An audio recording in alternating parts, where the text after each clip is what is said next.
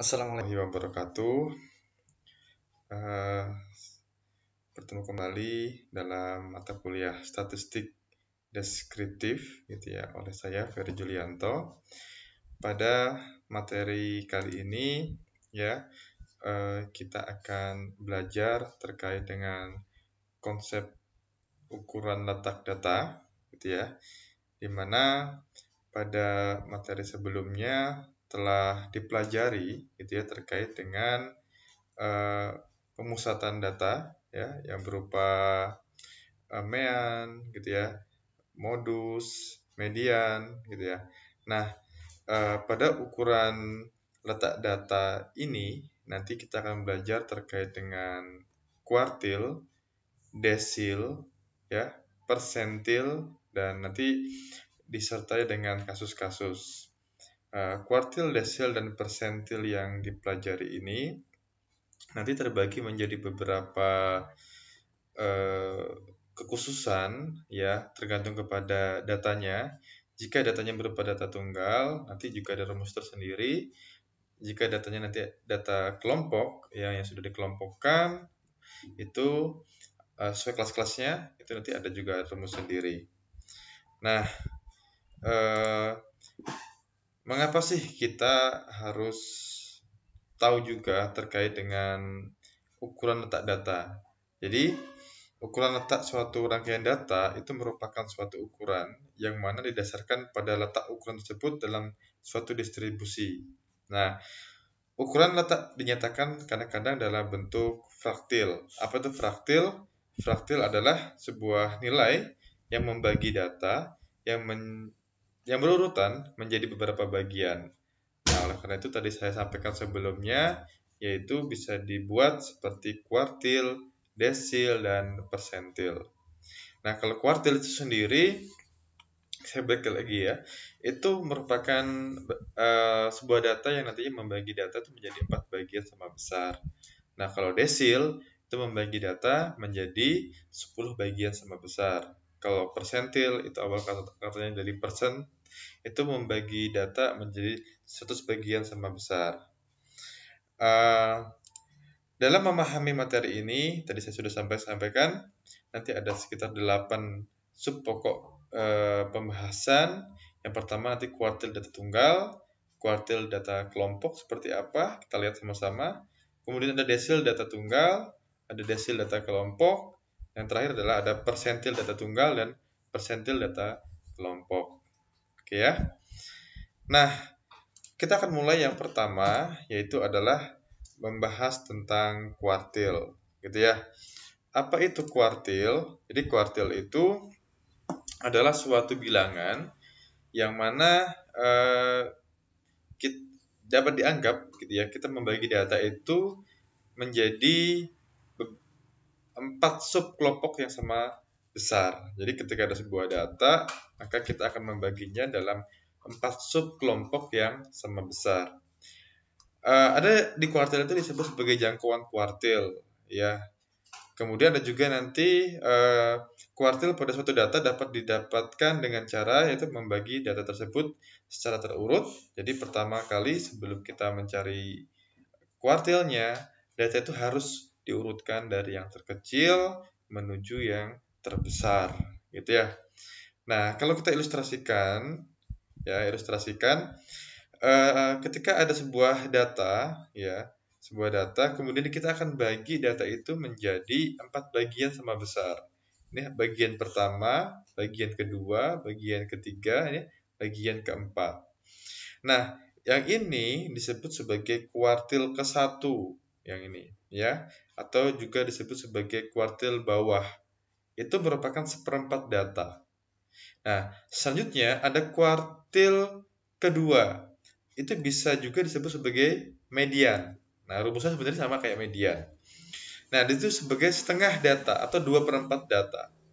Nah, yang di sini gitu ya, ada kuartil 3 atau kuartil atas, itu disebut sebagai sebuah daerah yang 3/4 data. Nah, sekarang kita coba akan lihat terkait dengan kuartil, yaitu yang pertama adalah kuartil data tunggal, ya. kuartil data tunggal ini di mana kita pertama harus mengurutkan dulu datanya dari data yang terkecil sampai yang terbesar ya, sebelum kita menentukan kuartil 1, kuartil 2 dan kuartil ketiga. Nah, rumus dalam mencari nilai sebuah kuartil nanti saya akan turunkan di sini. Yang pertama gini, ada sebuah rumus untuk mengetahui di mana letak posisi sebuah kuartil.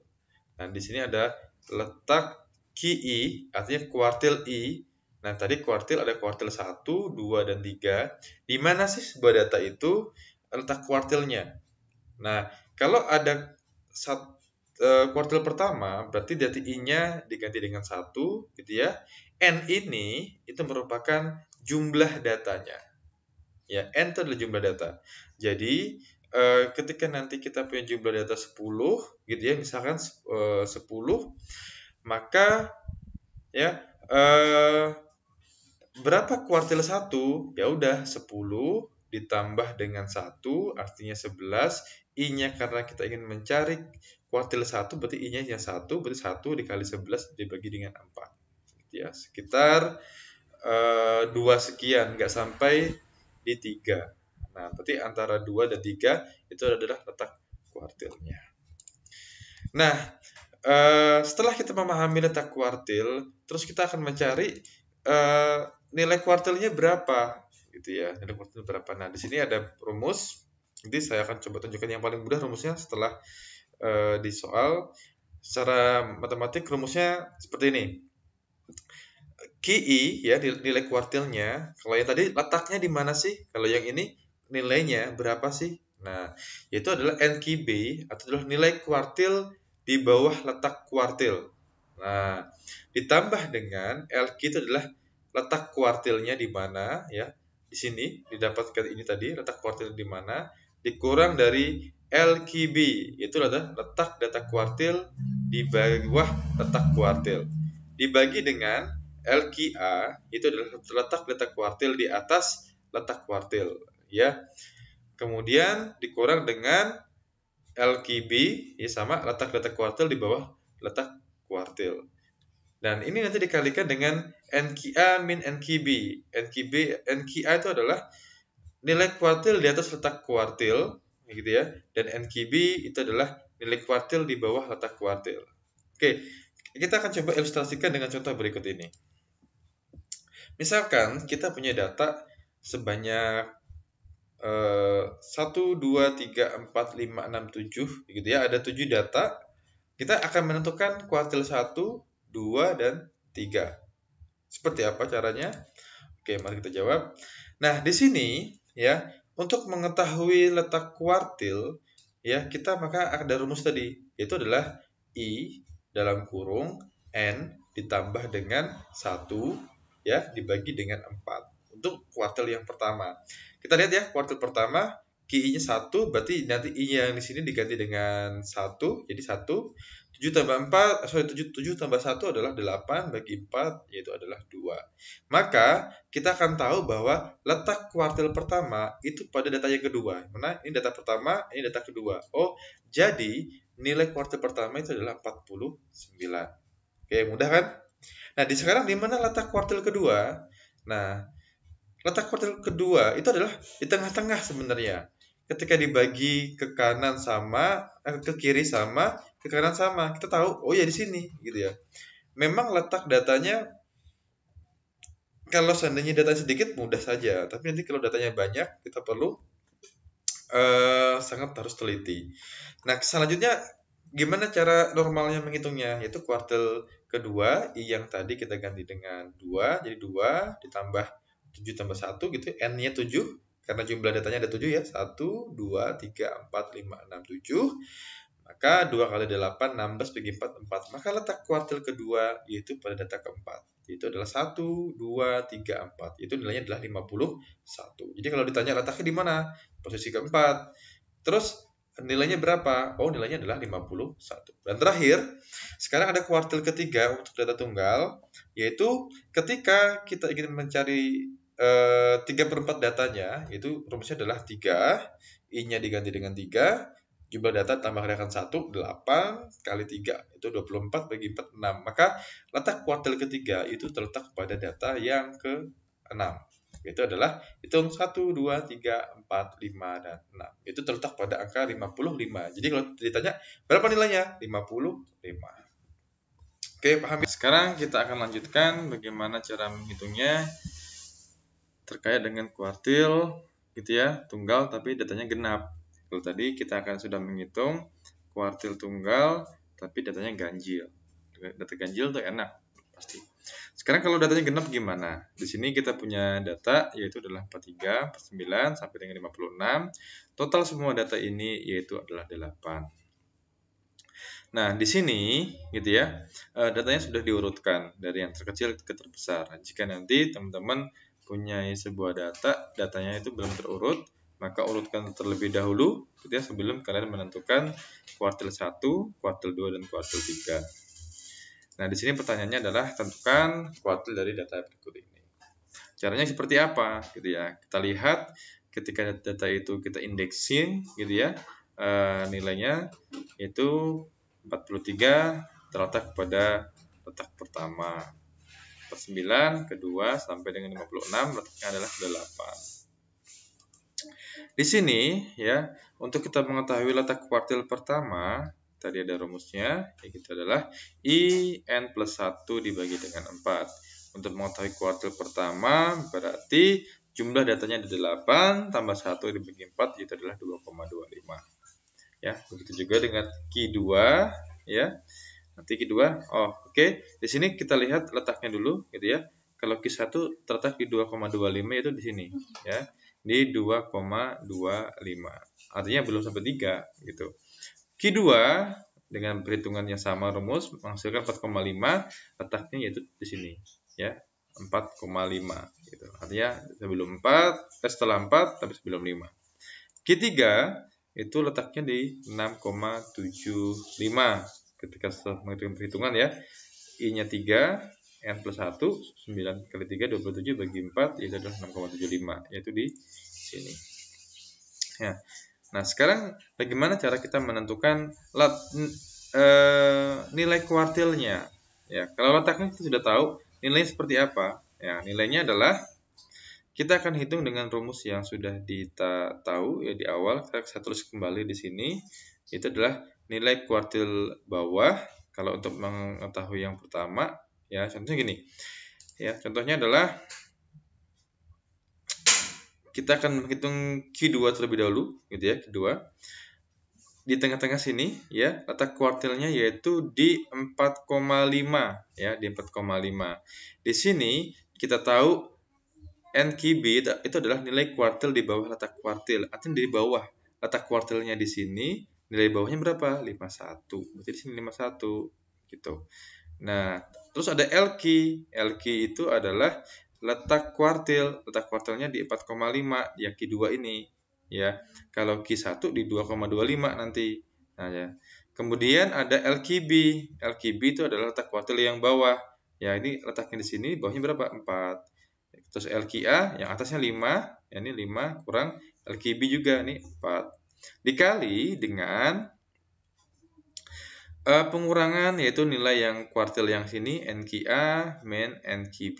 Jadi 55 kurang 51 hasilnya adalah 53. Nah, ini ya untuk menghitung Q3 ya.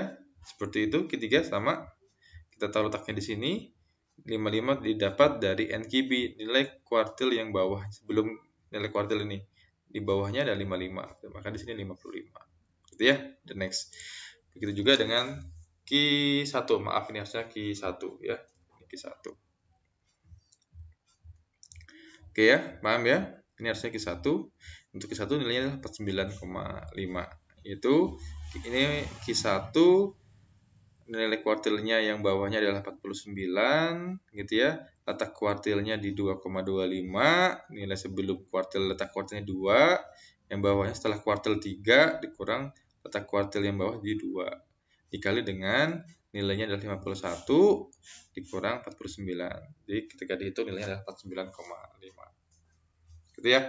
Jadi kita tahu ditanya letaknya di mana? Di 2,25, Q1, Q2 4,5, Q3 6,75. Nilainya berapa aja? 49,5, 53, 55.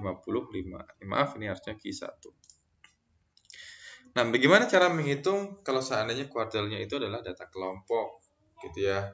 Seperti apa?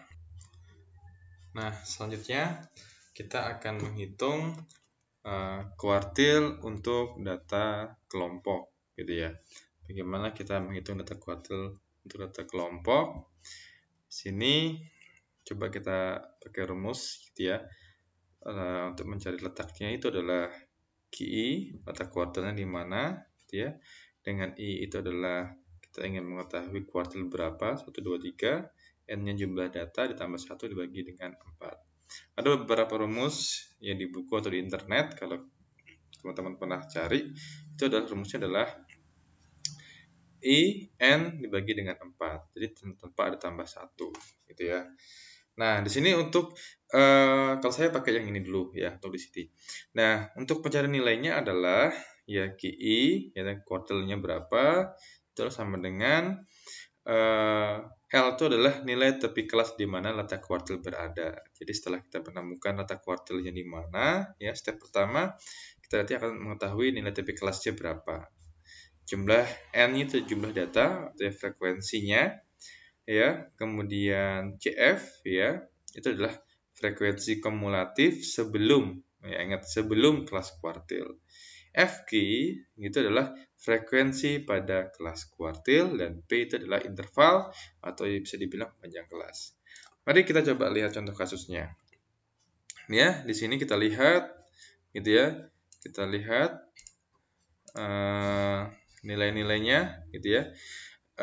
Ada sebuah perusahaan yang memproduksi setrika listrik selama 100 hari, gitu ya. Nah, yang diproduksi oleh PT Sima. Jadi perusahaannya adalah PT Sima. Di sini sudah dibuat dalam sebuah kelas-kelas, gitu ya. Ini kelas pertama yaitu hasil produksi 20 sampai 34, gitu ya. Ada berapa? Ada 8, gitu ya. Nah, di sini terdapat juga nilai tepi kelasnya sudah dibuat, gitu ya. Kalau kemarin pada saat pemusatan data lupa, nanti buka lagi videonya. Nah, untuk menghitung tepi kelas, bisa jadi jarak antara kelas ya bawah kelas kedua kurang yang ini dibagi dengan 2, gitu ya, 1 bagi 2 0,5. Nah, tapi ini adalah angka yang pertama ini dikurangkan dengan selisih tadi, itu 0,5. Jadi 20 kurang 0,5, 19,5. Jadi untuk yang di sini juga 35 dikurang dengan 0,5, 34,5. Itu jika belum ingat ya. Nah, di sini untuk frekuensi kumulatif bisa ya, itu di sini tetap 8 ya untuk baris pertama, baris kedua yaitu menjumlahkan baris pertama dan kedua. 8 tambah 24 itu 32 dan seterusnya. Oke, saya tidak akan bahas untuk frekuensi kumulatif, anggap sudah paham. Selanjutnya, bagaimana cara kita untuk mencari letak kuartilnya, gitu ya. Di sini sudah saya tuliskan mencari letak kuartilnya. Untuk kuartil pertama, ya letaknya yaitu adalah di 25,25, gitu ya. Ya dengan rumus yang tadi, N-nya 100 ya ditambah 1 bagi 4 di 25,25. Ada juga yang menggunakan 100 bagi 4 langsung di 25. Di 25 yaitu letaknya kok di sini. Nah, artinya posisi 25 itu adalah posisi sebelum 32. Nah, makanya letaknya kira-kira di sini ya, di kelas ini ya. Di kumulatifnya itu di kelas yang kedua. Nah, selanjutnya ada nilai 50,5 untuk kuartil kedua. Letaknya di 50,5. Itu kalau dipakai kelas yang keempat, 79 masuk tapi terlalu lebar. Yang lebih mendekati adalah di 59. 32 kurang, berarti di atasnya itu adalah 59. Maka di kelas ketiga ini adalah kuartil kedua. Dan kuartil ketiga di 75,75, maka letaknya paling dekat itu adalah di 79 ya. Nih. Cara menghitungnya ya dengan rumus yang tadi kita akan hitung satu saja yang saya akan jelaskan, yaitu bagaimana cara kita menghitung Q1, selebihnya sama. Q1 itu adalah L itu nilai tepi kelas di mana letak kuartil berada. Tepi kelas di mana letak kuartil berada. Letak kuartil Q1 itu adalah di kelas kedua ini. Tepi kelasnya berapa? Berarti 34. Oke, 34,5. Ditambah dengan gitu ya. I kali N. I-nya kita menghitung kuartil 1 berarti 1 dikali dengan N. N-nya adalah 100. Maka 1 kali 100 dibagi dengan 4. Nah, minus CF itu adalah frekuensi kumulatif sebelum kelas kuartil. Jadi kelas kuartilnya di sini, frekuensi kumulatif sebelumnya berapa? 8. Maka di sini ada 8. Dibagi dengan 24. Apa 24 itu? FQ, itu frekuensi pada kelas kuartil. Frekuensi pada kelas kuartil yaitu adalah 24. Maka dibagi dengan 24. Dikalikan dengan panjang kelas, yaitu intervalnya. Panjang kelas bisa didapat dari 35 gitu ya, dikurang dengan 20, nilainya adalah 15. Maka nilainya adalah 45,125. Nah, ini adalah nilai kuartil yang pertama. Selanjutnya sama gitu ya. Nilai kuartil yang kedua dan ketiga. Oke, selanjutnya saya akan jelaskan untuk desil. Kalau tadi kuartil membagi data menjadi 4 bagian, tapi kalau desil itu membagi data menjadi 10 bagian sama besar. Nah, secara ini ya, desil adalah istilah statistik yang membagi sekumpulan data yang terurut menjadi 10 bagian yang sama, yaitu bagian pertama, kedua, sampai dengan bagian yang ke-10 gitu ya. Dengan kata lain, nantinya terdapat ada 9 nilai yang membagi data populasi menjadi 10 fragmen yang sama, ya, sehingga setiap fragmen mewakili 1/10 atau 10% dari populasi. Nah, ini kalau ada 10 data gitu ya, maka ini lahan pertama, kedua, sampai dengan lahan ke-9 nanti ya. Nah, sekarang kita akan coba lihat untuk desil untuk data tunggal gitu ya. Nah, bagaimana rumusnya ya untuk data tunggal? Yaitu adalah I dikali dengan N plus 1 dibagi dengan 10. Ya, N plus 1 itu adalah N-nya jumlah datanya, ya, banyak data dibagi nanti dengan 10 setelah ditambahkan dengan 1. Itu untuk mengetahui letak posisi desil yang kemana. Desil ke-1 kah, kedua kah, sampai ke-9. Ya.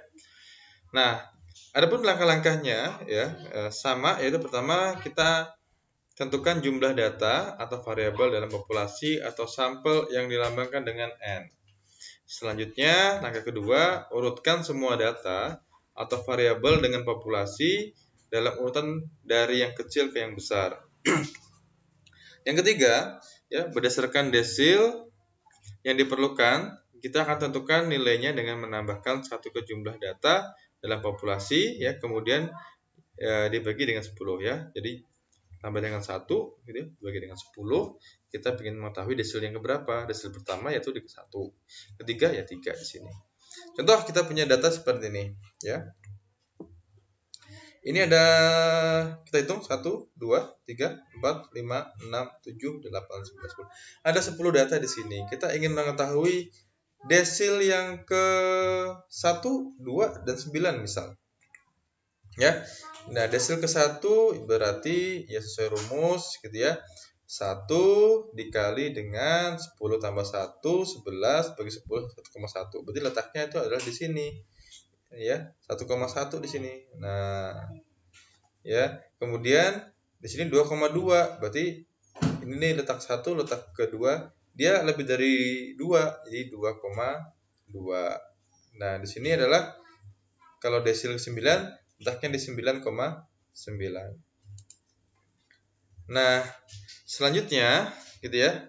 Bagaimana cara kita untuk menentukan atau mengetahui besar nilainya gitu ya. Karena posisinya memang tidak pada posisi yang pas gitu ya, kayak kuartil tadi pada bilangan ganjil udah ketahuan, tapi ini di antara dua nilai seperti apa.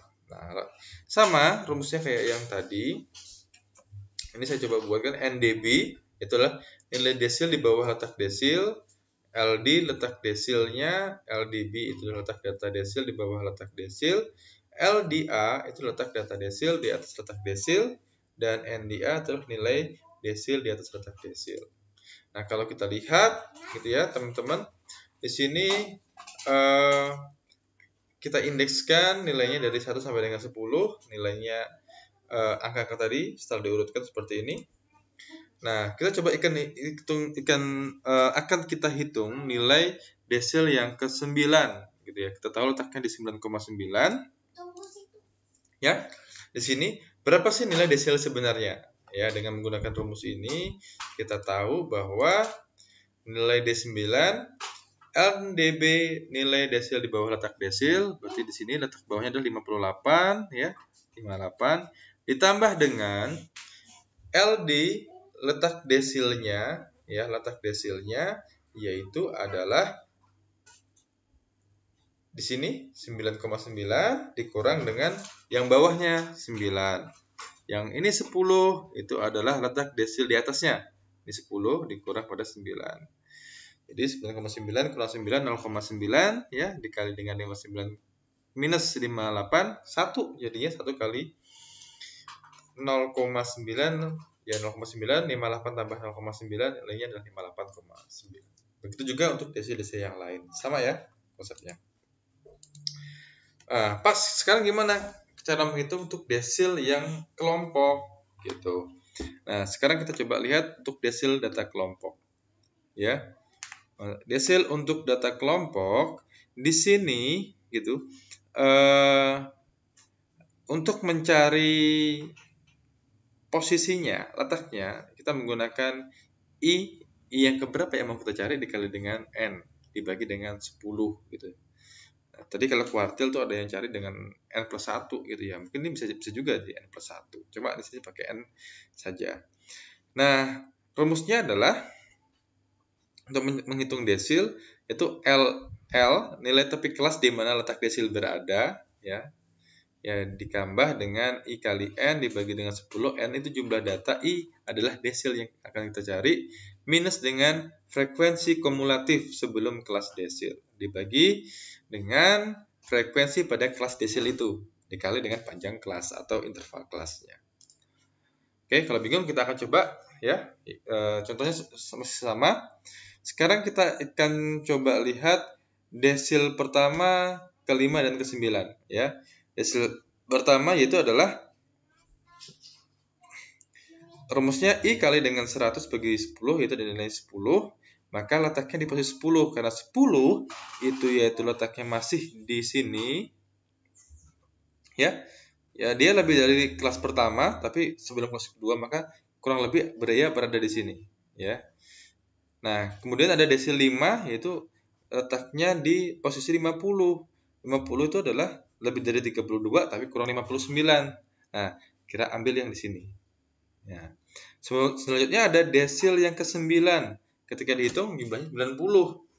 Nah, maka posisinya adalah di 87 kurang masih karena dia 90, maka posisi 95 ya.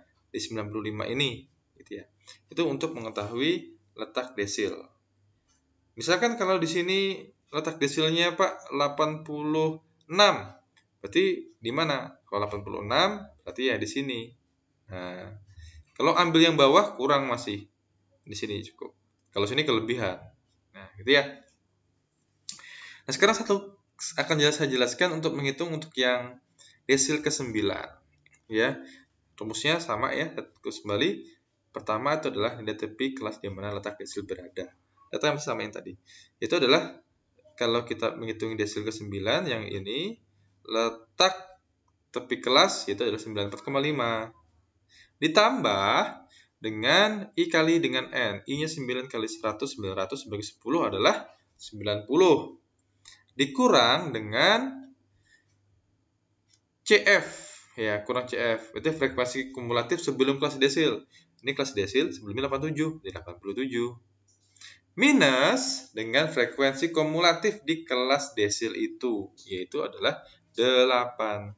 Nah, di sini ada 8 dikali dengan interval kelasnya atau banyak kelasnya. 35 kurang 20 atau mau 50 kurang 35 ya 15. Setelah dikalikan nilainya adalah 100,125. Gitu ya. Itu untuk desil. Oke, saya harap paham. Nah, terakhir ya, kita akan menghitung namanya adalah persentil. Artinya bagaimana kita melihat sebuah data, letak data dengan dibagi menjadi 100 bagian sama besar, ya. Nah, di sini persentil gitu ya, sebenarnya diambil dari kata persen atau per 100 yang sehingga pengertian dari persentil ialah membagi data terurut menjadi 100 buah bagian yang sama banyak.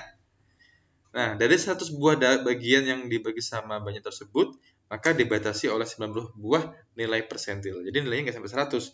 Nilainya adalah persentil yang ke-99, itu adalah persentil yang paling maksimal. Ya, ini kalau kita ilustrasikan seperti ini. Contoh, gitu ya. Ini untuk persentil data tunggal, gitu ya. Ada pakai data sebelumnya. Kita ingin tahu persentil 75 gitu ya. Caranya gimana? Ya sudah, rumusnya kan sama nih. I dikali dengan N tambah 1 dibagi dengan 100. N-nya jumlah data, I-nya adalah persentil berapa yang ingin kita ketahui. Kalau ini kita ingin ketahui persentil 75, maka 75 ditambah dengan jumlah datanya ada 10, tambah 1, 11. Jadinya dibagi dengan 100 ya, hasilnya adalah 8,25. Ya, 8,25. Terus Pak, gimana untuk menentukan nilainya? Nilainya sama yang kayak tadi, gitu ya. Ya, karena posisinya di 8,25, berarti di sini nih. Nah, di sini. Nah, oleh karena itu, kita akan cari rumusnya dengan rumus yang konsepnya sama, gitu ya. Cuma di sini konsepnya persentil. Yang pertama adalah nilai persentil di bawah letak persentil. Berarti di sini, ya. Nilai persentilnya, nilai ininya di bawah letak persentil ada 56. Ditambah letak persentilnya berapa, ya? LP kan letak persentil tuh di 8,25. LPB adalah letak persentil yang sebelum letak persentil. Ini letak persentil di sini sebelumnya adalah 8, maka dia 8. Yang LPA itu yang atas. 9 kurang 8, 1 ya. 8,25 kurang 8 adalah 0,25 dikali dengan 58 kali kurang 56 2 ya. Setelah dioperasikan menghasilkan nilai adalah 56,25 ya. Nah, selanjutnya dicek ya kalau salah perhitungannya ini. Ya, ini 56,25 atau 56,5 mohon dicek di sini ya. Di sini 8,25 kurang 8 itu harusnya 0,25 seperempat gitu ya, seperempat. Ini nilainya 2 ya, seperempat kali dengan 2 0,5 harusnya di sini adalah 56,5. Dah, 56,5. Nah, selanjutnya bagaimana kalau datanya adalah data kelompok, Pak? Gitu ya. Nah, kalau data kelompok sama saja kayak yang sebelumnya. Kalau data kelompok, misalkan kita ingin menghitung persentil yang ke-99 gitu ya. Nah, dengan rumus yang tadi, yang ini, nanti kita akan hitung. Nah, saya akan coba buatin rumusnya di sini ya. Nah, untuk letak B1 gitu ya tinggal 1 kali 100 bagi 100 atau berarti posisinya di sini. Kalau letak P55, berarti 55 kali 100 ya. 5.500 bagi 155. Berarti 55 di mana? 32 kurang 59 lebih. Tapi di sini 59 yang lebih mendekati. Di sini. Nah, terakhir kalau letak P99 itu adalah 99 kali 100 bagi 100 adalah di 99. Maka di sini pas 99 ini pas kebetulan gitu ya. Nah, cara menghitung nilainya seperti apa? Nilainya yaitu adalah P99 sama dengan ya. Di sini ada rumus L. Nilai tepi kelas di mana letak persentil berada. tepi kelas di mana letak persentil berada. Tepi kelasnya yaitu adalah di sini. Ya. Ini kelas persentil, tepi kelasnya adalah 109,5. Ditambah ya I kali N, I-nya 99 kali N, N-nya 100. 100 bagi dengan ya 100 ya dikurang dengan CF kumulatif sebelum persentil. Nah, 95. Nih, dibagi dengan FP, yaitu adalah frekuensi di kelas persentil itu, yaitu adalah 4. Jadi 4. Di kelas di persentilnya sini ya. Dikali dengan intervalnya, itu adalah 15. Setelah dikalikan, insya Allah hasilnya adalah 124,5. Mohon dicek kembali jika ada kesalahan di sini. Nah, begitulah cara untuk menyelesaikan pemusatan data. Sudah ya, median modus. Kemudian ini adalah untuk mengetahui letak data, ukuran letak data. Oke, teman-teman, cukup sekian video dari saya, gitu ya. Ya, saya ucapkan terima kasih ya untuk materi pada hari ini. Assalamualaikum warahmatullahi wabarakatuh.